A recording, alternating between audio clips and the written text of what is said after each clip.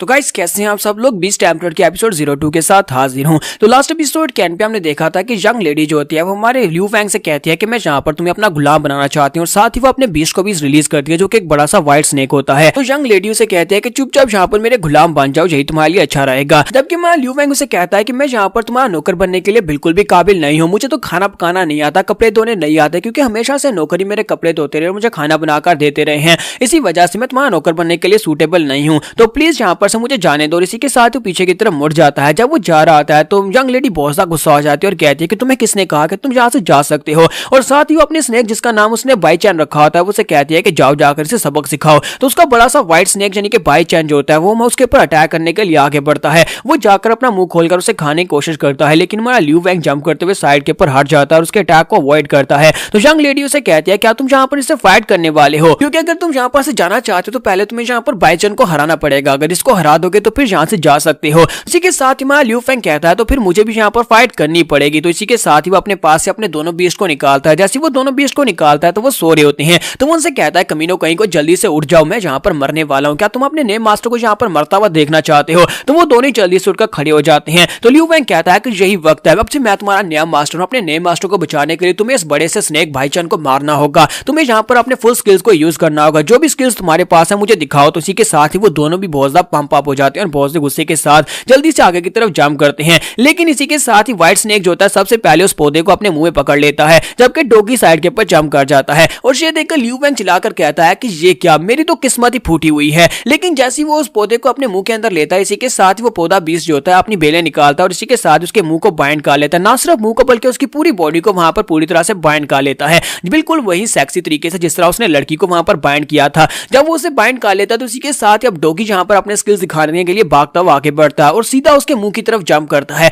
और जैसे ही उसके मुंह के करीब पहुंचता है अपनी टांग उठाकर उसके ऊपर सूसू कर देता है, जिसकी वजह से वो स्नेक जो होता है थोड़ी देर के लिए होश खो देता है और वहीं पर गिर जाता है। ये देखकर तो यंग लेडी भी काफी ज्यादा हैरान होती है और कहती है इस कमीने ने मेरे सांप के ऊपर सूसू कर दी। ल्यू फैंग खुद काफी ज्यादा शर्मिंदा हो रहा होता है और कहता है कि यहाँ पर इसने बहुत ही घटिया स्किल को यूज किया, लेकिन कम से कम ये काम कर गया। और इसी के साथ ही यंग लेडी जो होती कहती है तुम लोग यहाँ पर मेरे लेवल 5 के स्नेक का मुकाबला इन छोटे से न्यूबीज के साथ तो बिल्कुल भी नहीं कर पाओगे। और इसी के साथ ही वो स्नेक के स्किल को एक्टिवेट करती है जो कि बर्निंग स्केल होता है। जैसे वहां पर उसके स्किल को एक्टिवेट करती है तो उसके स्केल्स बर्न होते हैं, यानी कि जलना शुरू हो जाते हैं और उसके ऊपर जितनी बेलें होती है वो सारी कट जाती हैं। मुंह के अंदर जो वाइन बीस्ट होता है वो भी जल जाता है और बेचारे को वो सामने की तरफ फेंक देती है और वो डॉगी के साथ जाकर टकराता है, डॉगी भी जाकर पत्थर के साथ टकराता है और दोनों वहां पर बेहोश हो जाते हैं। तो ल्यू फैंग कहता है कि अब यहाँ पर मेरे दोनों बीस्ट हार चुके हैं, मुझे फाइट करनी पड़ेगी। यंग लेडी उसे कहते हैं कि ल्यू फैंग अब यहाँ पर तुम किससे फाइट करोगे, तुम्हारे दोनों बीस्ट तो यहाँ पर बेहोश हो चुके हैं, क्या तुम खुद फाइट करोगे। और बाई चांस से कहती है कि बाई चांस जाओ इसके ऊपर अटैक करो। तो ल्यू फैंग जो होता है उसके मुंह को पकड़ लेता है, उसके दोनों जबड़ों को वहां पर पकड़ रहा होता है, लेकिन इसी के साथ ही बाई चांस पॉन्ड के अंदर गिर जाता है। जब वो पॉन्ड के अंदर गिर जाता है तो वो कहता है मैं इस तरह से यहाँ पर नहीं मार सकता, कभी मैं यहाँ पर एक महान बीस्ट टेम्पलर हुआ करता था और आज यहाँ पर एक छोटे से स्नेक था तो उसमें मार नहीं सकता, काश मेरी कुनपैंग मेरे पास होती, यानी कुनचैन मेरे पास होती। जब वो पानी के अंदर डूब रहा था तो उसी के साथ साइड के ऊपर से कुछ दिखाई देता है, वो देखने के बाद हमारा ल्यू फैंग काफी ज्यादा हैरान होता है और उसे झटका लगता है। जबकि बाहर की तरफ दिखाता है कि यंग लेडी कहती है कि मुझे लगता है कि तुम यहाँ पर अब हारने वाले हो, तो अभी तुम्हारे पास यहाँ पर मौका है, मेरे गुलाम बन जाओ, तुम्हारे लिए बेहतर रहेगा। तुम यहाँ पर सरेंडर करोगे या फिर तुम अभी भी यहाँ पर फाइट करना चाहते हो। तो इसी के साथ ही हमारा ल्यू फैंग जो होता है वहां पर जो पानी के अंदर उसे एक मछली मिलती है, वो एक मड फिश होती है, वो उसको टेम कर लेता है और उसको अपना बीस्ट बना लेता है और उसको यूज करता है। ये देखने के बाद वो लड़की यानी कि यंग मिस जो होती है वो देखकर काफी हैरान तो होती है कि इसने यहाँ पर मड फिश को टेम कर लिया। फिर साथ ही वो जोर जोर से हंसना शुरू कर देती है और कहती है तुम तो बहुत बड़े बेवकूफ हो, क्या तुम्हें नहीं पता कि इसको टेम करने का कोई फायदा ही नहीं है, ये सबसे बेकार बीस्ट है, जिस तरह का स्पिरिचुअल बीस्ट जो है ये किसी स्टूपिड के हाथ ही होगा जो कि इसको टेम करेगा। और साथ ही यंग लेडी उसे कहती है कि लगता है कि तुमने यहाँ पर स्टोरी के बारे में नहीं सुना।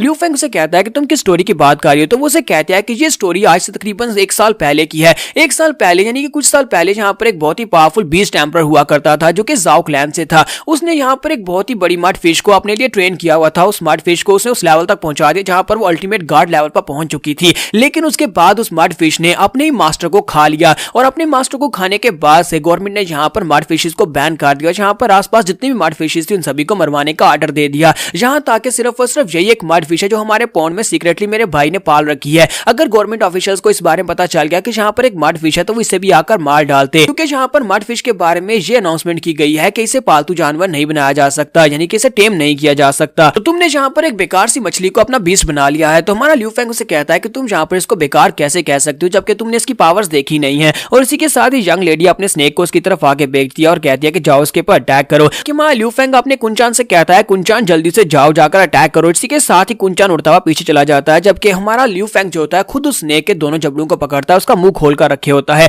और इसी के साथ उसकी मछली यानी मड फिश जो होती है वो उड़ती हुई सीधी जाकर उस स्नेक की पूंछ को पकड़ लेती है। वो उसकी पूंछ को अपने मुंह में डालकर वहां पर खड़ी होती है। ये देखकर तो यंग लेडी भी काफी हैरान होती है और कहती है कि ये फिश क्या करने की कोशिश कर रही है, मुझे लगता है कि यहाँ पर कोई मजाक हो रहा है, क्या ये यहाँ पर इसकी पूंछ को काट रही है। यंग लेडी कहती है कि मुझे लगता है कि अब यहाँ पर तुम्हारे ऊपर और ज्यादा टाइम वेस्ट करने की जरूरत नहीं है, अब तुम्हें यहाँ पर मरना होगा। और वो अपने बाई चांस से कहती है कि जल्दी से इसको मार डालो। और उसका बाई चांस जो होता है वो अपने दांत उसके हाथों के अंदर गड़ा रहा होता है। तो हमारे जो ल्यू फेंग होता है उसको भी काफी ज्यादा दिक्कत हो रही होती है उसके मुंह को वहां पर खोल कर रखने में। साथ ही वो अपने कुंचान से कहता है कुंचान चलो जल्दी से एक्टिवेट करो। वो डिवावरिंग मोड को एक्टिवेट करता है। जैसे वो छोटी मछली वहां पर डिवावरिंग मोड को एक्टिवेट करती है, वो उसको पूंछ से पकड़कर पहले खड़ी थी, इसी के साथ ही वो उसको खाना शुरू कर देती है। वो उसकी बॉडी को वहां पर निगल रही होती है क्योंकि उसकी डिवावरिंग पावर जो होती है वो काफी ज्यादा कमाल की होती है। वो पूरे के पूरे बाई चैन को अपने मुंह के अंदर निगल जाती है। एक छोटी सी मछली इतने बड़े स्नेक को खा जाती है। ये देखकर यंग लेडी को झटका लगता है, वो वहीं पर गिर जाती है और कहती है ऐसा कैसे हो सकता है, ऐसा कैसे हो सकता है, मेरा इतना बड़ा बाई चेन इस छोटी मछली ने कैसे खा लिया। हमारा ल्यू फेंग उसे कहता है कि अब तुम्हें समझ आई, तुम इसे यहाँ पर बेकार मछली कह रही थी, लेकिन ये बेकार मछली नहीं है बल्कि ये बहुत ही कमाल की मछली है।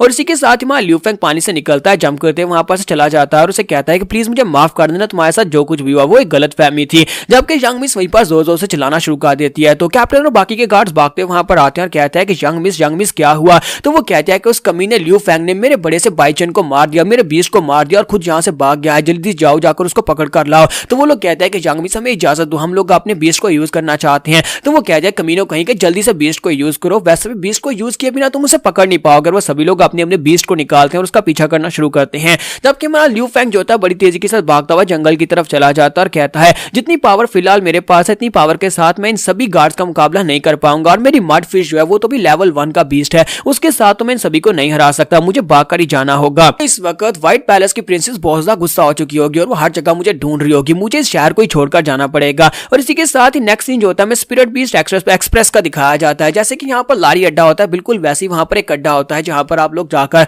बीस्ट को उधार ले सकते हैं, जिसके ऊपर आप सवारी करके दूसरे शहर में पहुंच सकते हैं। तो यहीं पर एक लड़का और लड़की आते हैं और वो लोग उसे कहते हैं कि हमें यहाँ पर दूसरे सिटी में जाना है, उसके लिए हमें एक स्पिरिट बीस्ट चाहिए जिसके ऊपर अच्छी सी सीटें हों। तो वो कहता है हाँ क्यों नहीं, हम लोग यहाँ पर आपको एक बहुत ही अच्छा बीस्ट देंगे जिसके ऊपर गद्दी भी लगी होगी। तो वहां पर वो एक स्कॉर्पियन को बुलाता है और स्कॉर्पियन के ऊपर 2 सीटें भी लगी होती हैं और साथ ही उसके ऊपर शीशे भी लगे होते हैं। तो वो उसे कहता है कि ये तुम्हारे लिए है, जाओ जाकर इसको राइड करो। और इसी के साथ ही वो बंदा उसे पैसे देकर जाकर उसके ऊपर बैठकर वहां से चला जाता है। और इसी के साथ ही वहां ल्यू फेंग भी भागता हुआ उस जगह के ऊपर पहुंच जाता है और उसे कहता है कि मास्टर प्लीज जल्दी से मुझे यहाँ पर एक बहुत ही तेज स्पिरिट बीस्ट दे दो। तो वो कहता है कि हाँ सर मैं आपको बीस्ट तो दूंगा, लेकिन पहले यहाँ पर आपको रजिस्ट्रेशन करवानी होगी, आपको अपनी फैमिली और अपना लेवल बताना होगा, तभी आपको बीस्ट मिल सकता है। तो यहाँ पर हम लोग अपनी एपिसोड 02 का एंड करेंगे और नेक्स्ट एपिसोड में देखेंगे क्या हमारा ल्यू फेंग यहाँ पर से एक बीस्ट किराए पर ले पाएगा या नहीं, क्योंकि इसके पास लेवल तो है ही नहीं और फैमिली का नाम शायद इसके पास ना हो। तो ये हम लोग नेक्स्ट एपिसोड में देखेंगे। तो एपिसोड की एक्सप्लेनेशन अच्छी लगी हो तो कमेंट करके जरूर बताइएगा और वीडियो को लाइक करना मत भूलिएगा। Thank you.